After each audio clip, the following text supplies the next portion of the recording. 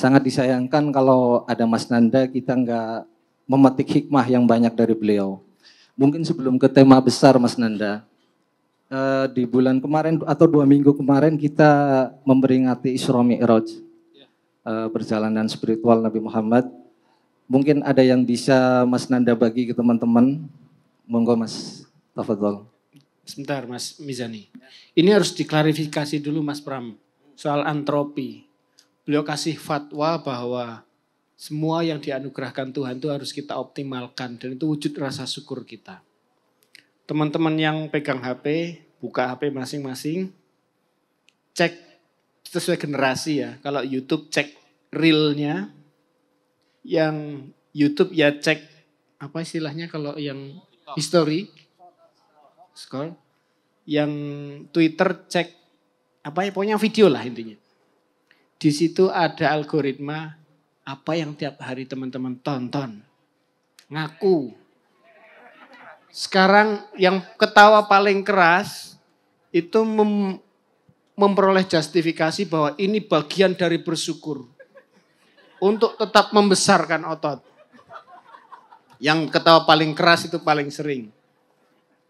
Nah sekarang sangat mudah kita melihat, menilai, mengevaluasi seberapa bersyukur kita. Salah satunya dengan apakah otot kita membesar atau enggak. Makasih Mas Bram. Tadi ada 2 dimensi dari Mas Ansa soal dimensi ruang kultural dan ruang natural. Sementara Mas Pram lebih melihat pada dimensi waktu. Jadi syukur yang dulu seperti apa sih dari mbah-mbah kita kemudian zaman sekarang dan estafet ke generasi berikutnya seperti apa. Nah secara lebih lengkap, Mas Nanda ini punya hasanah luar biasa. Selain Madura, beliau juga diplomat, tapi juga ahli tasawuf. Ini unik banget ini. Wis Madura, diplomat, tasawuf. Kira-kira layak jadi menteri apa beliau ini? Kita tunggu. Ini sebentar lagi beliau akan tugas kemana kira-kira? Beliau ini kalau jadi diplomat, kira-kira paling tepat di mana tugasnya? Kira-kira di mana? Jangan bocorin dulu ya. Pokoknya negara yang paling susah. Kan hanya orang Madura yang bisa menangani itu. Nanti tak bocori di belakangan.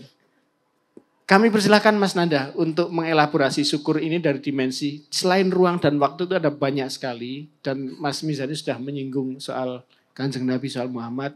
Soal syukur dari kata asal istilah syukur itu sehingga Tuhan itu mengirimkan salah satu nikmat, salah satu syukur yang layak semua umat manusia ungkapkan adalah diutusnya Muhammad. Entah itu muslim atau enggak. Akui saja, syukuri saja. Nah silakan, monggo Mas Nanda. Matur nuwun Mas Karim, Mas Mizani, Mas Pram, Mas Ansa. Bismillahirrahmanirrahim. Assalamualaikum warahmatullahi wabarakatuh. Alhamdulillah. Alhamdulillahilladzi hadana lihadza wa ma kunna linahtadiya laula an hadanallah. Segala puji bagi Allah yang telah menunjuki kami yang kalau bukan karena petunjuk itu tentulah kami tidak akan mengetahui apa yang diketahui. Itu anunya. Jadi alhamdulillah. Alhamdulillahirabbil alamin wa bihi nasta'inu ala umurid dunya waddin. Wassalatu wassalamu ala asyrafil anbiya'i wal mursalin sayyidina Muhammadin nabiyil amin wa ala alihi wa sahbihi ajma'in. Amma ba'd. Berangkat dulu yang dari Mas Pram tadi, atrofi. Atrofi itu terjadi nyusut kalau tidak ada beban. Terus itu kan sudut pandang lain. Biasanya beban itu dipandang negatif. Bukan menjustifikasi yang membuat onar, enggak. Ini lain lagi ceritanya. Ini lagi bicara tentang mensyukuri beban. Kok mensyukuri beban? Karena ternyata di kondisi gravitasi 0, di kondisi gravitasi nol itu ancaman terbesarnya adalah otot kita menyusut. Ada astronot NASA yang mangkrak sudah berapa cycle untuk dipulangkan, tidak bisa di International Space Station, ya kan? Sunita Williams dan Mas, nah biasanya yang laki malah lupa gitu kan, Mas Robi siapa gitu kan gitu. Oke. Ancamannya bukan nggak digaji, bukan nggak apa, ototnya nyusut. Karena sudah lebih dari 6 bulan di antariksa, tidak ada gravitasi. Jadi sebetulnya beban itu jadi, ya bisa dikeluhkan, tapi juga sebetulnya justru dicari bagi yang nggak punya beban sama sekali. Di antariksa itu dorong kontainer 100 ton ya pakai 1 jari. Teng. Gitu kan? Jangan coba-coba itu di Priok. Monggo kalau mau, kalau saya sih enggak. Artinya apa? Pada kadarnya, bahkan satu hal yang katanya kendala itu justru diperlukan agar kita tetap pada fitrah kita. Nah, kalau Anda mendorong 100 ton itu di Tanjung Priok, itu salah sendiri. Kalau ada orang nyuruh Anda untuk menanggung beban itu salahnya dia. Kita tidak bicara tentang salahnya orang, kita bicara yang pada makom, pada kondisi, pada kedudukan yang pas. Wa wadu'al mizan, yang membebankan timbangan dengan adil Allah Ta'ala. Dalam surah Ar-Rahman tadi. Kebetulan kok moderatornya Mas Mizani. Saya kalau ketemu beliau tuh langsung dredeg gitu kan. Ingatnya mizannya Gusti Allah. Jadi kalau pas saya cium tangan, pokoknya biar nggak kualat gitu kan. Ar-Rahmannya beliau mimpin lagi. Jelas kan? Jelas itu. Jadi itulah Ma'iyah. Nama temennya aja dia ngaji dari nama temennya. Saya belum nemu namanya Mas Pram, nanti saya ngaji lagi nanti. Kalau Mas Ansa sudah dipotong bebek kan tadi kan. Sudah. Oke, kita lanjut. Jadi kalau kembali lagi ke tadi, kemudian ada PR dari Syekh Mizani. Saya disuruh menyapa teman-teman dengan Isra Mi'raj. Kok kayaknya gabung ketemu astronot deh. Karena Rasulullah itu astronot pertama. Hakul yakin. Bukan Neil Armstrong, bukan Edwin Aldrin, bukan Michael Collins, bukan juga Selamat. Kan Selamat astronot juga kan? Mendarat di bulan dengan Selamat. Nah, itu berarti kan ada Mas Selamat. Itu tapi sayangnya bukan Mas Selamat. Mas Selamat jangan GR. Mas Selamat itu bukan astronot pertama. Astronot pertama adalah Gusti Kanjeng Nabi Muhammad sallallahu alaihi wasallam. Boleh Mas Selamat ikut? Boleh. Boleh. Pasti beliau. Karena Isra itu perjalanan malamnya, Mi'raj perjalanan vertikalnya. Yang perjalanan malamnya itu yang diawali itu intra-atmosferik. Dari Masjidil Haram, nggak langsung Masjidil Aqsa. Ke Sinai dulu, nyaksikan Kanjeng Nabi Musa sholat di dalam makbarohnya. Ke Baitul Laham dulu, ketemu tempat lahirnya Kanjeng Al-Masih alaihi salatu wassalam. Karena beliau ini pembawa makom nama Ahmad. Ahmad itu nama langitnya Kanjeng Nabi Muhammad. Ahmad itu unik, punya 2 hal. Satu sisi sebagai kata kerja, fi'il madhi, yang sudah selesai sempurna memuji Ahmad. Nah, tapi juga berarti apa itu? Yang paling terpuji Ahmad. Terserah mau di mana yang mana, karena beliau dua-duanya. Dan dia munsorif. Apa artinya munsorif yang belajar nahwu sorof? Dia tidak bisa kena jar. Tidak pernah kena kasroh.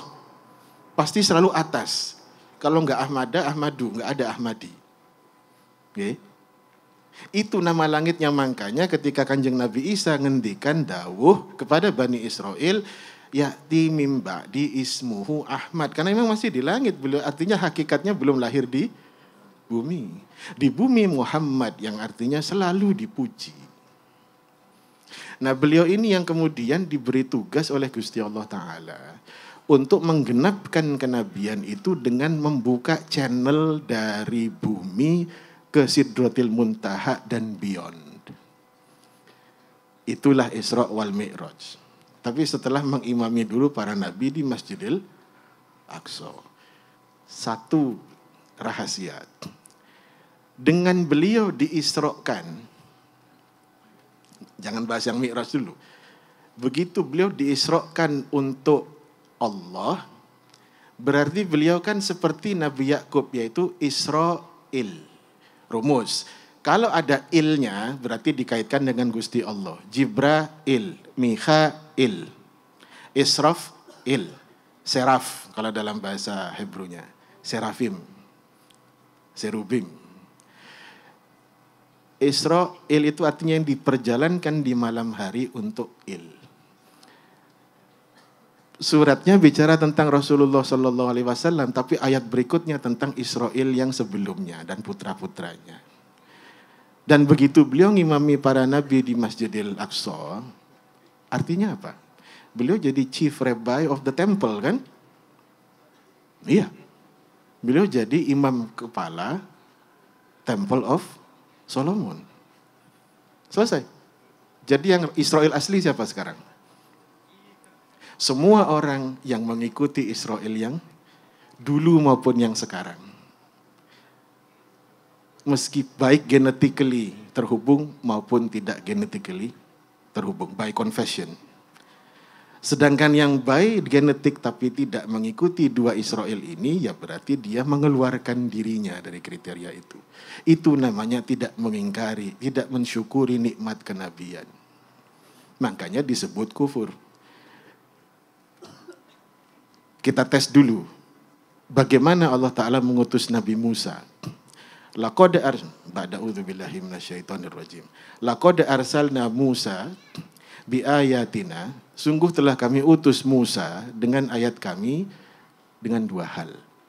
Satu, an akhrij qaumaka minadh-dhulumati ilan nur. Ayat yang pertama, Musa, bawa umatmu dari kegelapan ke cahaya, termasuk Exodus, membelah laut. Itu hari luar biasa bagi mereka. Ayat berikutnya, wa dzakkirhum bi ayyamillah, dan ingatkan kepada mereka hari-hari Allah. Termasuk ketika hari Allah membukakan laut. Ayat berikutnya, berarti ini yang berikutnya ya, keempat. Wa idz ta'adzana rabbukum la in syakartum la'azidannakum wa la in kafartum inna azabi lasyadid. Dan ingatkan mereka hari ketika aku berfirman, ketika Tuhan mereka berfirman. Musa, ingatkan kaum kamu ketika Tuhan mereka berfirman. Karena kaumnya Nabi Musa tuh hobinya suka, Musa mintakan pada Tuhanmu. Loh, emang bukan Tuhannya mereka? Agak-agak gitu memang gitu kan. Suka gitu. Nah, ingatkan umatmu ketika Tuhan mereka berfirman, kalau kamu bersyukur tak tambahi. Nek ora syukur, aku iki kejamnya luar biasa. Itu katanya Gusti Allah. Artinya kalau pakai algoritma ini kan ada counter intuition kan di situ. Kalau bersyukur ternyata ditambah. Yang perlu tambahan tuh orang yang sedang bermasalah atau orang yang sedang baik-baik saja. Yang perlu tambahan tuh orang yang kurang. Jadi terlepas dari perbuatan makhluk manapun yang menciptakan kekurangan bagi kita, tetap kepada Allah Ta'ala itu syukurnya. Karena itu jalan keluarnya. Dia tutup, Allah Ta'ala buka. Kalau kita bersyukur pada Allah. Jadi dipisah. Protes Anda kepada makhluk, misalnya Mas Pram ngambil sendal saya, ya tetap itu dosanya Mas Pram. Ya minta saja pada Allah Ta'ala, tidak usah kaitkan dengan Mas Pram ngambil sendal. Nanti kembalikan ya Mas. Jadi artinya kan ada sesuatu yang di situ dipisah dengan jelas. Untuk urusan rezeki kita, gak mungkin makhluk itu bisa nyentuh sebetulnya tanpa risiko bagi dirinya. Tapi untuk jalan keluar masalah kita, tetap syukur. Kembali ke pertanyaan Mas Karim, kenapa syukur itu sama sabar disandingkannya?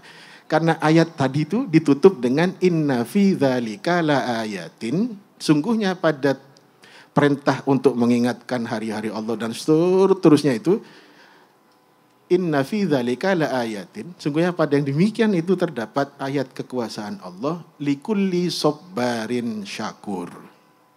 Bagi hamba-hamba Allah yang terus-menerus bersabar. Karena kalau sobirin itu golongan orang yang bersabar. Kalau sobarin itu berarti kerjanya bersabar. Kalau kerjanya bersabar berarti itu senang apa menderita itu? Menderita.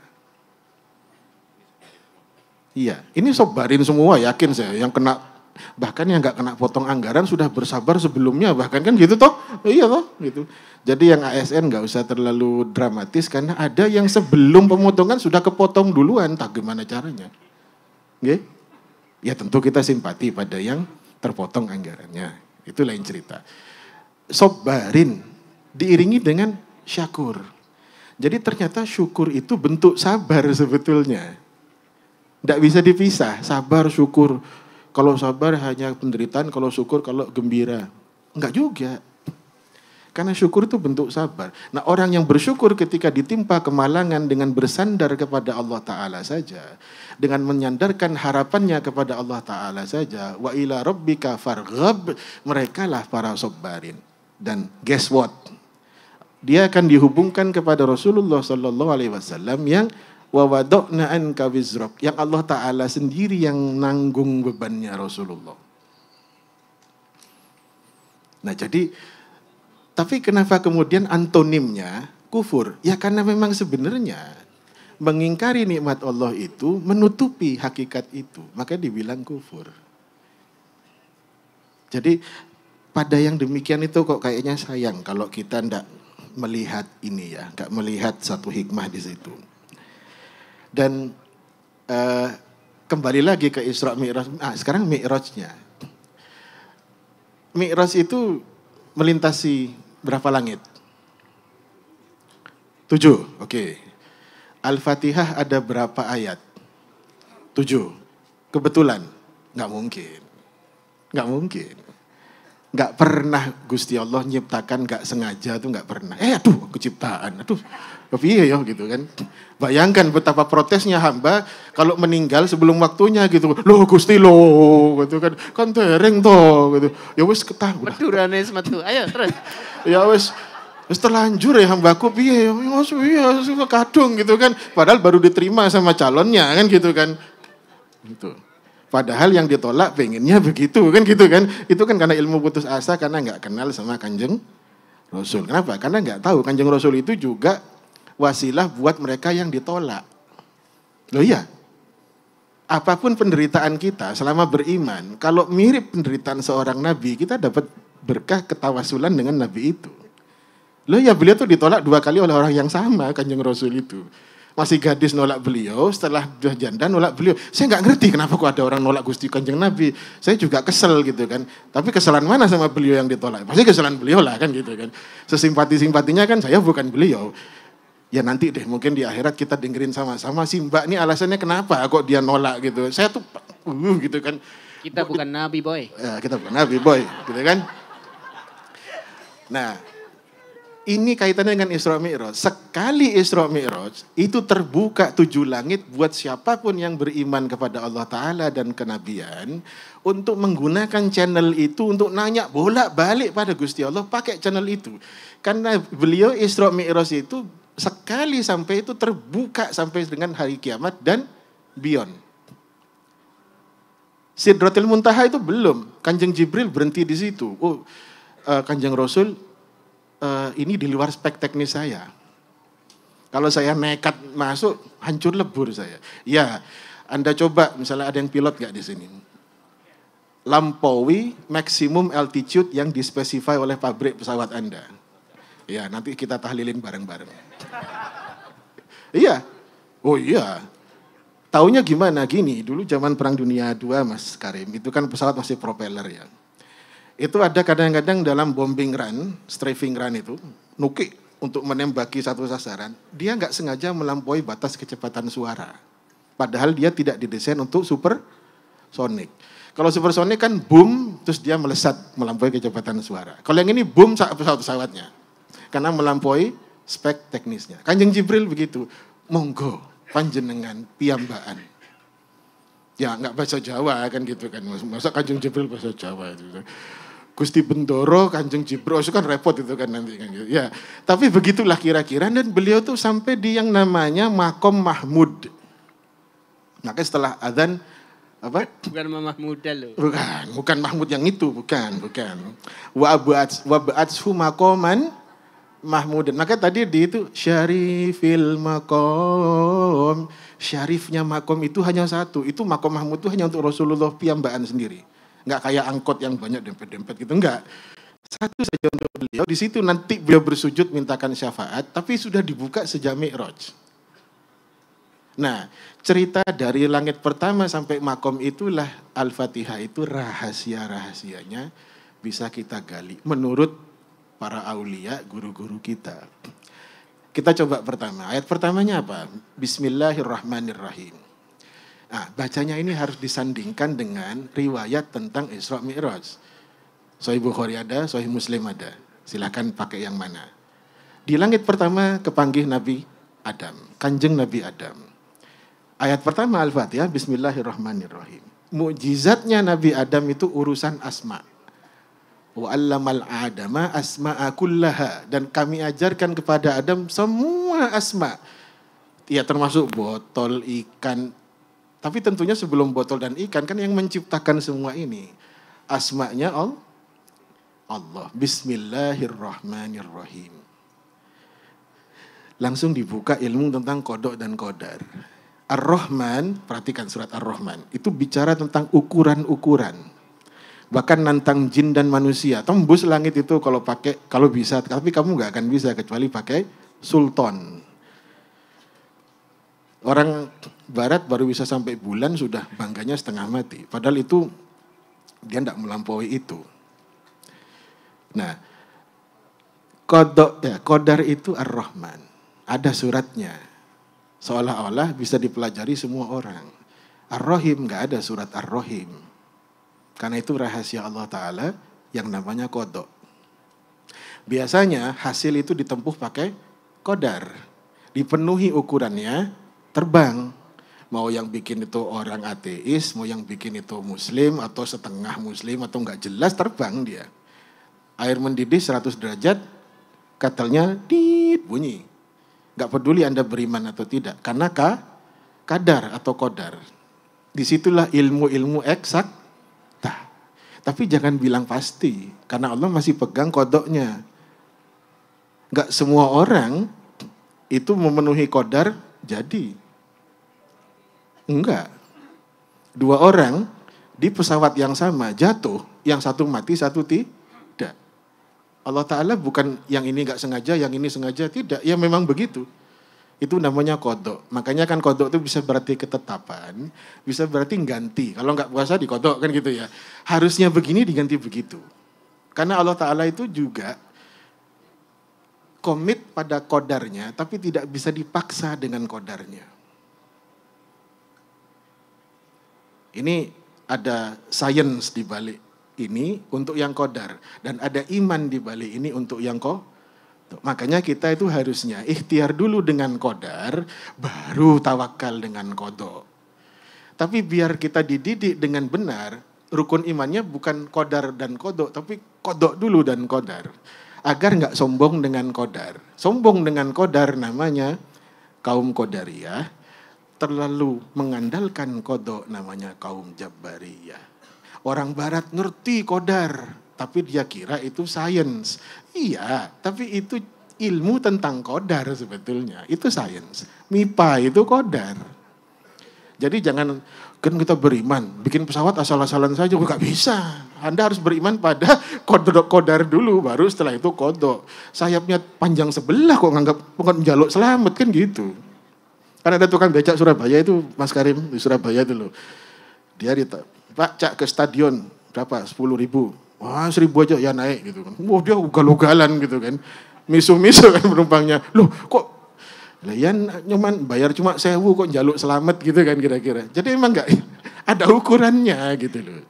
Nah ini baru langit pertama. Langit kedua ketemu Kanjeng Nabi Isa dan Kanjeng Nabi Yahya. Karena satu zaman beliau itu. Ayat kedua Al-Fatihah. Alhamdulillahi Rabbil Alamin. Bahasa Hebrunya itu memuji Tuhan itu haleluya. Sampai sekarang masih diucapkan sama yang membaca Injil dan Taurat. Alhamdulillah.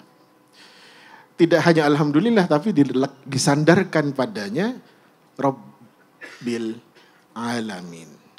Yang ngerawat alam semesta. Biar cepat naik lagi. Langit ketiga kepanggih Nabi, Kanjeng Nabi Yusuf. Ar-Rahmanir Rahim. Kanjeng Nabi Yusuf itu disifati dapat setengah kebaikan. Tafsiran ulama, setengah ketampanan Nabi Adam buat beliau, sisanya dibagi-bagi ke jenengan. Mudah-mudahan kita kebagian ya Mas ya, gitu kan. Kayak gantengan yang hadir daripada yang naik panggung soalnya ini. Nah. Tapi sebenarnya Ar-Rahmanir Rahim itu kan separuhnya Bismillahirrahmanirrahim. Jadi yang mana Mas? Ya nggak tahu namanya, kita cuma tadabbur kan. Ilmu saya sampai segini. Tapi ya itu yang kita dapati. Ar-Rahmanir Rahim. Kanjeng Nabi Yusuf apa urusannya dengan Ar-Rahman dengan Ar-Rahim? Dari Kanjeng Nabi Yusuf lah kita belajar, dikasih tahu sifatnya nafsu manusia itu jelek kecuali yang dapat rahmat. Kan gitu kan, kita pernah bahas ya. Drama ketika suaminya Zulaikha masuk pintu, lagi berguling-guling di lantai itu, Zulaikha sama Yusuf. Kan sinetron banget kan gitu kan. Yang tadinya Zulaikha yang ngejar, kok tiba-tiba dia langsung berbalik arah. Dia mencoba untuk, lu gitu kan. Nabi Yusuf kan langsung lalu kan gitu kan. Karena memang enggak beliau itu.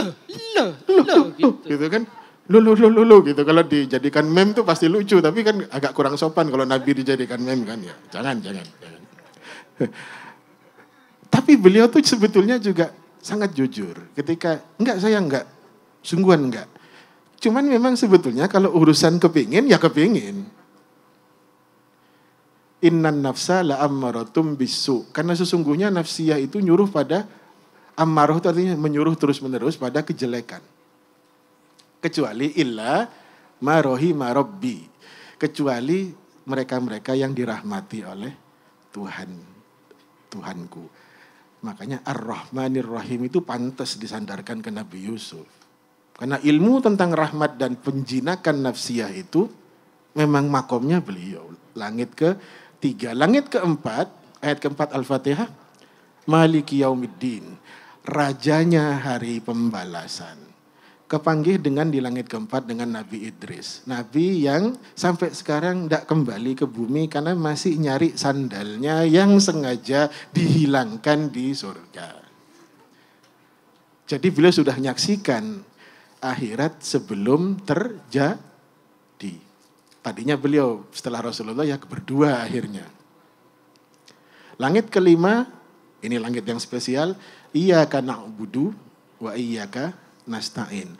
Na'budu masalah penyembahan, nasta'in masalah permohonan. Na'budu masalah uluhiyah, ketuhanan, nasta'in masalah rububiyah, perawatan makhluk. Kepanggih Kanjeng Nabi Harun. Nabi Harun itu juru bicaranya Nabi Musa. Kan Nabi Musa kan lidahnya terluka. Jadi ketika Fir'aun berkata, Inni rabbukumul a'la, akulah Tuhanmu yang maha tinggi. Nabi Harun bilang, Iyyahu na'budu wa iyyahu nasta'in. Hanya kepadanya kami menyembah Fir'aun, hanya kepadanya pula kami mohon pertolongan Fir'aun. Beda dengan zaman Nabi Yusuf. Nabi Yusuf diangkat jadi Perdana Menteri oleh Al-Aziz, bukan disebut Fir'aun. Padahal kan awalnya Bani Israel masuk Mesir zamannya Kanjeng Nabi Yusuf. Keluarnya lagi ketika Kanjeng Nabi Musa dan Harun. Apa yang terjadi? Pergantian dinasti. Dinasti yang dulu menghargai Bani Israel, dinasti yang kemudian menindas Bani Israel. Ini kemudian jadi ayat tadi.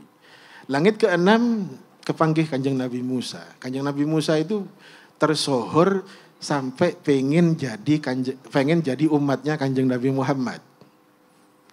Artinya kan tersirat beliau, udahlah saya pensiun aja tapi jadi umatnya Muhammad. Karena di Taurat itu ada umat yang istimewa tapi bukan umatnya dia. Umatnya Nabi Muhammad. Jadi permohonan seperti itu cocok kalau kemudian disandarkan pada ihdinas siratal mustaqim. Langit ketujuh kepanggih Nabi Ibrahim. Langit ketujuh, ayat ketujuh. Apa ayat ketujuh? Pensifatan tentang siratal mustaqim. Siratal ladzina an'amta alaihim. Itu yang pertama. Ghairil maghdub wala ad-dallin. Sahabat Kanjeng Nabi bertanya, apa itu maghdub dan dolin? Maghdub dan dolin itu Yahud dan Nasoro. Ibrahim itu wa ma kana Ibrahima Yahudiyan wala Nasraniyan ghairil maghdub walad dolin. Dan dia penerima perjanjian. Penerima perjanjian. Jadi kalau ada dibilang tanah perjanjian, betul memang dijanjikan pada Ibrahim dan keturunannya. Karena Nabi Ibrahim kan berkata, wa min dzurriyyati, dan bagi keturunanku, karena beliau seorang bapak yang sangat mencintai keturunannya. Jadi gak mau hanya beliau sendiri. Dan keturunanku, Allah Ta'ala menyampaikan syarat. La yanahlu min ahdi dzalimin. Yang zalim gak termasuk ya Ibrahim. Nah oke, sampai ayat ke-7. Di atasnya apa? Sekaligus bertanya, loh kok ini nabi-nabi ada di langit 1, 2, 3 sampai 7, Kanjeng Nabi di mana? Kanjeng Nabi yang bisa turun dan naik sekehendak beliau dengan izin Allah. Dan beliau menempati yang terakhir yang enggak ditulis di Al-Fatihah tapi dibunyikan oleh panjenengan. Amin. Nah itu sebetulnya kalau pegang itu, saya belum bisa. Saya baru bisa menarasikan, belum bisa memegangnya. Kalau megang itu, kalau pakai frekuensi itu, apapun yang makhluk perbuat, nggak jadi soal. Karena nggak ada kaitannya dengan Anda, dengan kita. Allah Ta'ala tetap Gusti Allah, tetap Rabbul Alamin, apapun kondisi dunia. Nah, syukur itu belajar untuk minimal mensyukuri itunya dulu, sebelum bisa mengakses secara real time tadi. Nah, kembali ke Ar-Rahman. Kan fabi ayyi ala'i rabbikuma tukadziban. Nikmat Tuhanmu yang manakah yang sanggup kalian dustakan? Terjemahannya itu kurang. Enggak salah tapi kurang. Nikmat Tuhanmu manakah yang kalian berdua sanggup dustakan? Karena kuma, rabbikuma, bukan tunggal, bukan banyak tak terbatas, dua. Siapa itu? Jin dan manusia. Kalau dicek, makanya pentingnya baca mushaf yang ayatnya, bukan terjemahnya, itu adalah melihat yang difirmankan sesungguhnya apa. Nah tapi kan terjemahan itu tentu memiliki keterbatasan. Tapi itu kalian berdua. Jadi surat Ar-Rahman itu diselingi berkali-kali dengan mana nikmat yang kalian sanggup tidak syukuri, kan begitu. Nah kembali ke tema, mbah-mbah kita tuh umat yang bersyukur sampai ketika nyusun konstitusi atas berkat rahmat Allah yang Maha Kuasa, taruh di depan itu. Pertanyaannya sekarang itu diwarisi enggak oleh kita, makanya mungkin itu, karena saya nggak buat poster, saya nebak aja. Jangan-jangan ini maksudnya serba keliru. Lawang sepeda kok balapan di treknya maraton, lari, itu satu, sudah salah stadion, kan gitu. Ilmu kok cuma dibawa di boncengan, dibaca apa enggak kita nggak tahu. Nah ini sepedanya juga mestinya masuk bengkel dulu baru balapan, karena bannya nggak ada, kan gitu. Ban sendiri ya. Ban depan itu gunanya apa coba? Pengarah. Kalau pengarah itu kan berarti dia menuntun, leading the process, kan gitu kan? Ya sudah. Mungkin pembuat poster punya unek-unek, dia tuangkan dalam bentuk ini. Mungkin kita kan nggak tahu. Sesi 2 nanti. Enggak. Jadi artinya nggak teman-teman, saya nyampaikan ini untuk juga misalnya ternyata saya keliru, monggo kita sinau bareng-bareng. Ini semua umatnya Kanjeng Rasul, dan mungkin bahkan yang ada yang belum jadi umatnya Kanjeng Rasul, tapi sudah berupaya ngikuti nabi-nabi sebelumnya, semua terbuka. Karena rahmat Allah itu meliputi segala sesuatu. Alhamdulillah. Ini ingat Mbah Maimun Zubair kalau begini. Ini gaya. Alhamdulillah. Dengan alis beliau yang tebal itu, wajah yang teduh itu, nggih, sampai itu kan, alhamdulillah itu maknyes gitu loh. Beda alhamdulillahnya beliau sama alhamdulillahnya saya, Mas Ansa. Saya tuh perlu nasi goreng dulu bro, alhamdulillah gitu. Kalau Mbah Maimun enggak perlu, alhamdulillah itu langsung dem gitu. Jadi mungkin itu Kang Mas Mizani, Syekh Karim, Mas Pram, Mas Ansa. Wallahul muwafiq ila aqwamit thoriq. Wassalamualaikum warahmatullahi wabarakatuh. Waalaikumsalam.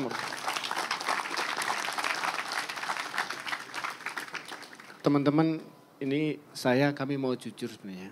Sebenarnya intinya dari KC itu sesi ini. Karena berat kan. Emang syukur tuh berat banget. Seperti yang tadi sampaikan Mas Nanda, emang berat. Salah satu refleksinya gini teman-teman, selain nanti kita maknai lebih gamblang soal poster ini di sesi 2. Kita rahasiakan dulu nanti siapa yang datang. Kebetulan sebagian besar hari ini merayakan Valentine. Kecuali yang jomblo. Valentine itu nama tank juga loh Mas, tank Valentine ada. Oh, iya. Yang nggak punya pasangan bawa tank ke sini. Aduh, nganes banget. Tapi gini teman-teman, ya memang berat, bersyukur itu berat. Sehingga memaknainya pun tidak mudah, berat sekali. Satu refleksinya gini Mas Mizani. Sekarang kalau teman-teman coba lihat di googling itu world population sekitar 8,2 miliar penduduk. Sedunia. Dari 8,2 miliar itu Muslim itu sekitar 24%. Nggak sampai 2 miliar. Artinya bukan mayoritas. Oke? Dari jumlah itu, kira-kira yang taat berapa persen? Ya oke lah. Paling tidak di sini yang termasuk yang mana diragukanlah taatnya. Ya karena masih ke KC, jadi kita merasa masih belum taat lah. Masih belajar, masih memaknai lagi.